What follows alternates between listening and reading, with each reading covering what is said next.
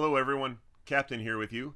And I have an amazing opportunity to spend some time with a very good, very old friend of mine who has a chance to share his story about everything from Bible college to joining the Air Force.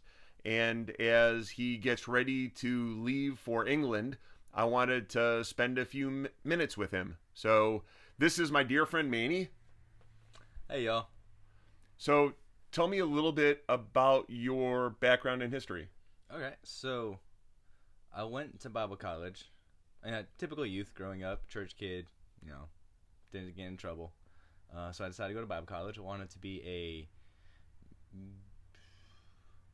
lead the worship team, so that's why I went. Didn't pan out. Ended up leaving after 3 years. Just got my associate's degree, left, and then I went back to Connecticut for a year because I grew up on the East Coast, and then I came back to Ohio, realized I wasn't going anywhere good, so I was like, well, let's go back to a safe environment, and then that's just kind of where I found my home. I started making friends, making quality friends, started surrounding myself with good people. So, while you're doing all of that, though, you found a bit of piracy. I did. All right, so I mean, we can't completely ignore that. So tell me, how did you go from Bible college to piracy? So it started out when I was like 5 because I have a lazy eye, so I had to wear an eye patch. Yeah. And so I had to be a pirate every year for Halloween, which, I think that's where it all started from. But then I discovered the Ohio Renaissance Festival when I was in college, because I was in college in Cincinnati. And so I would go. And it was really cool, had a lot of fun. Never really dressed up the first couple of years. But after college, once I had like a job and, free time, I started dressing up. I went with an ex, and we had a good time. That's how I met a lot of the crew. I met like Argus and Doug and Chrissy, that wave, that generation. And I just started going. And then that was right around the time too the Pirates of the Caribbean movies were taking off, so piracy was like the forefront of like pop culture, which just made everything more accessible. So that's just kind of that. I took my childhood thing and I ran with it because I love the movies, I love the culture, grew up on the coast, so I've always loved the ocean. And I was just a perfect storm for piracy to really take hold. Now, you worked with the Pirate's Treasure for how many years? I don't math. I started in 2000. I started hanging around the shop in 2011. I got hired on in 2012, and then 2013 I was managing. Oh, wow. So, And then you eventually ended up meeting your bride-to-be at that time, and she was a part of the crew as well. yeah, I was at Southern Ohio. She was at Great Lakes, and you needed us both at Origins, so we met in Columbus. Oh, wow. So kind of the halfway point. And then you actually got married at the Ohio Renaissance Festival on a rum barrel. Yeah. That's actually not common knowledge, and that's really fun because people get surprised. Because I was looking at the military at the time, and we're like, well, we gotta get married. We were planning on getting married. We were already engaged, and so for the paperwork, we signed it over a rum barrel, and then we had the formal wedding later that year. That was a lot of fun, and well, I'll spill the beans, even if I let everybody know. I happen to be the captain that had the pleasure of marrying them, so there is actually at least one signed document where I legally married somebody. It's true, on a rum barrel. So now since that time, you have a 4-year-old daughter now, Violet. So you have a family, and you decided to continue your dream to join the armed forces. Yes. And you have now enlisted in the Air Force. Yes, sir. So you just finished your training, correct? And are getting ready to deploy. So it's not really a deployment. A deployment is that the temporary assignment where you go for a few months and you come back. Okay. It's called a PCS. It's a permanent change of station. Okay. So this is me being told I am moving to this place instead of just a little deployment where I come back. So this is a reassignment. So what it really means is for the next 3 years, your home is going to be overseas. Yes. So you are actually, matter of fact, there was a moving truck outside when I got here, and you were literally packing your life up to take that to England. Yep. So it's not even like you're going to be on the other side of the country. You're going to be on the other side of the world. Yeah, across the pond. And you are leaving your daughter here at home. Mm-hmm. Wow. Yeah. I cannot imagine. Can you express at all how that feels? It's a lot. It's heavy. There's the excitement of the career, but then there's the reality of leaving my family behind. Julian, Julian's 19, our son, and he's also enlisting himself. But it just, having been gone for 6 months at training, and then coming back to see my family again, you don't realize what you have until it's gone. I can't imagine what you're going through emotionally right now. Yeah, it's a lot, but it's also, we're trying to flip it. It's an exciting opportunity for her, and for her mama. Like, they get to come to England to visit, and Julian's gonna do whatever it is Julian decides to do, where he goes, what he does. He's got his own journey coming up. So I try not to dwell on the downside of it, because it's gonna hurt. There's no way around that. So if I can, I'm going to jump back a quick second. Your bride is Nikki, Mm-hmm. and Nikki had a son, Julian. Yes, And 2 weeks ago, Julian enlisted in the Air Force as well. he did. So we have excitement and a little bit of heavy heart as he's joining the armed forces and following you in that journey as well. Mm-hmm. And you and Nikki have your daughter together, and that's Violet, and Violet's 4. Yes. So when you talk about your family, it's a lot more than just you and your daughter. There's a lot of people here, Mm-hmm. and your mother is still in Connecticut. Mm-hmm. So you have even extended family other places. Yep. So if you can, tell me, how did you get to the point where you decided that you wanted to join the Air Force? I've always liked the idea of the military, since I've been an adult. High school me, never. But adult me, I like the stability. I like the regiment of it. I like the uniforms. They look good. And the opportunity. I love my degree, but my degree is not a practical degree. And not having a trade, a skill set, it's what a lot of young people fall into is, well, I'm going to join the military. I have the advantage of having a lot of life experience before me in making that decision. So I've been able to really make it into a career opportunity, as opposed to I don't know what else to do. But what made you, out of all career opportunities, what made you choose to volunteer to serve your country at all cost and all risk like this? It's giving back. Our country has its flaws, for sure, but I love living here. I love the opportunities it's afforded. People do it. It can be hard to put into words. Honestly, it's just something. It's a passion for people.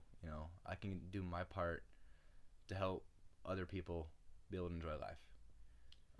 That's part of why, like, the specific job. I'm a firefighter. One phrase that stuck out is, for me, it's another day on the job. Every call is just another day. But our job is to take someone's worst day of their life and turn it around. Wow. I truly cannot imagine what that's like. I don't know how to express in words what that means to me and to so many other people. So, tell me a little bit about what it was like for you, because how old are you now? I just turned 34 in the middle of training. So, all right. So, when you enlisted, you were 33. Yes, sir. All right. So, because we commonly mistake that a lot of people that are joining the military are 18, 19, 20. You're in your mid-30s. Yeah. And you decide that you are going to make a career life goal change, and you are going to join the armed forces. Mm-hmm. So, what's that like? What's the process of joining the military or the Air Force specifically, and then going through basic like? It was easier and harder at the same time. With age comes just, I'm not as spry as some of our 18 and 19-year-old counterparts. They can definitely hang a lot harder than I can these days. I get old and grumpy right around 9 o'clock. But I've had the pleasure of like managing the shop, just having life experience that they don't have, that I've been able to impart, whatever guidance I could for them, or just having a natural, maybe not a natural ability to lead, but having the experiences on leading people and just kind of helping them when they go through rough patches. Like, hey man, I've been through this period before. I know what you're going through. Can you talk a little bit about the enlistment overall and the schedule and what you were expected? Because it's you're basically reprogramming all of your thought processes to go from being able to function as an individual to being able to function as a part of a team. Can you talk about that? Yeah. So during the enlistment process, on the outside, all the paperwork stuff, that's run of the mill. It was a little different for me because I enlisted during COVID, so we didn't have like the big gatherings of all the people trying to get in. They're bringing that back, and I got to be a part of one a couple weeks ago and talk to a lot of the new trainees, new recruits, and just kind of boost them up. As far as the actual like beginning stages of like the enlistment and like boot camp and all that jazz, that was a big change of pace because I've always done things for my family and for myself, but now being part of a bigger team, it's you fly together or you fall together. You really, really do. And they try to drive that home, stressing teamwork, because so many different things of the armed forces, not just Air Force, but all branches, is working together, interconnecting, and like a plane, for example. If your electrical unit fails, your plane goes down. If your hydraulics fail, your plane goes down. Like everything, the plane relies on everything to function to stay in the air. Wow. So once you've once you finish basic, you decided, based on the scores of your tests and aptitude, that you were going to become a firefighter. So that was actually decided before I went to basic. Okay. They issue based on your job. They issue your job based on your scores, based on your physical aptitude. And basic is just across the board. It's everybody goes through the same training. It doesn't matter what job you're going for. So I was established that I was going into fire protection before I went. And then I finished basic, and then I had a 68-day course in the fire academy. And that was intense. Intense. His 34-year-old body felt every day of that one. So, I mean, what were some of the things that were expected? Because they were long days and hard nights. There was an emotional journey, a physical journey, a spiritual journey in a lot of ways too. The physical side of things is everything you could think of, whether it's running hoses back and forth, running up and down. You wouldn't think that a fire hose would be as heavy as it is, but that sucker can get heavy, especially when it's got water. You have to control the pressure. There's practicing pulling out bodies. They use sandbags as replicated bodies, 180-pound sandbags. So there's that. There's the endurance of just being in a fire because the fire gear protects you, but it's still hot. You're still sweating. You're drinking 2 gallons of water a day. Oh wow. There's trying to keep your physical strength because on top of firefighting, you're still in the military. So there's physical standards you have to meet, run days, all that fun stuff. There's the emotional side of things of just you get tired. It's 5 days a week. It's a heavy course, and there are days you wonder if you can do it. There are objectives that you struggle with, and you just think, can I get through this? Can I? But you have to. We say train like someone's life depends on it because in our line of work, someone's life does. I can't go into a fire and just decide, oh, I don't want to do this anymore because somebody inside that fire relies on me to get through. Sure. So there's a lot of weight that comes with that, and the Air Force is really good about acknowledging that, and they talk about once you get in the field, you have post incident like meetings, and you talk over things, what went good, what went bad. If it was a rough incident, you talk as a group to just kind of mentally decompress what just went through because they care about mental health. So you actually deal with a lot of civilian issues then with some of the fires and things that are going to happen, or do you strictly deal with military? So I'm not 100% sure what I'm going to get into until I get to my base, but but I am fully expecting to be responding to all aspects, whether it be car accidents, whether it be fires, whether it be just somebody had a rough night and they called 911 because they didn't want to do it anymore. I honestly don't know what I'm going to get into. So you're dealing with not just other military personnel that are trained to deal with rough situations, but with people that have no idea how to respond to these situations, and you need to save them. Mm-hmm. I cannot imagine the amount of mental toll that that's going to take. We'll find out. You know, I know it's hard, and we had a conversation earlier, and I know you hate hearing I appreciate your service, because you're still just very new to the service. But in almost 10 years, brother, I have never not known you to be loving and supportive and caring of anybody that's around you. And I just have to say thank you for everything you do, to everybody, for everybody, because of who you are, not just because of what you do. I appreciate that. And I will tell you, at the end of the day, no matter what, I love you. Amen.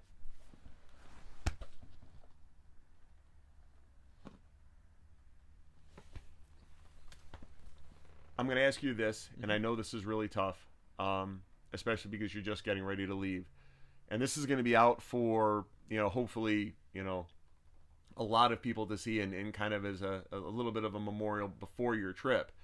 But if you had to leave a message for Julian as he's getting ready to start his career, start his enlistment, what message would you leave for him right now? So the message that I would leave for him, for anybody, but for Julian, is something that I was told by one of my superiors. And the phrase is, attitude is altitude. So you can go wherever you want to go and do whatever you want to do if you have the mindset that you're going to do it. What words would you want to leave for Violet, for her to go back and watch and listen to and remember what you were going through as she's now 4 years old? What words would you leave for her? Man, that's a tough one. I got her a little necklace just in case something ever happens, that I started telling her regularly. It says on the necklace, it says the first letters of each word, it says, there is no end to a father's love. So the reason that daddy is away is because I'm trying to do what's best for my family. And I hope that she can look back and realize that. She will. She will. She's a special girl, and she knows she has a special father. I think sometimes it's important to remember that the mothers, the fathers, the brothers, the sisters, the sons and the daughters, the people that stay at home, have such an untold price that they pay when their loved ones serve. And Manny is just one example of the number of heroes that we have in our country that protect our freedom and allow us, the privileges that we have every day. And Violet, I've known you since you were born, and I can tell you that your father loves you more than life itself, and that I don't ever want you to go through a day in your life where you don't remember that. So I will tell you, to everybody that has been with us on this journey today and listened to Manny's story, please, remember the people that are close to you. Remember the sorrows and the struggles, the birthdays and the holidays, that they give up in order to give us, so much. And, be kind to each other. And please, continue. Take care of yourselves, but more important, take care of each other. Thank you, Manny.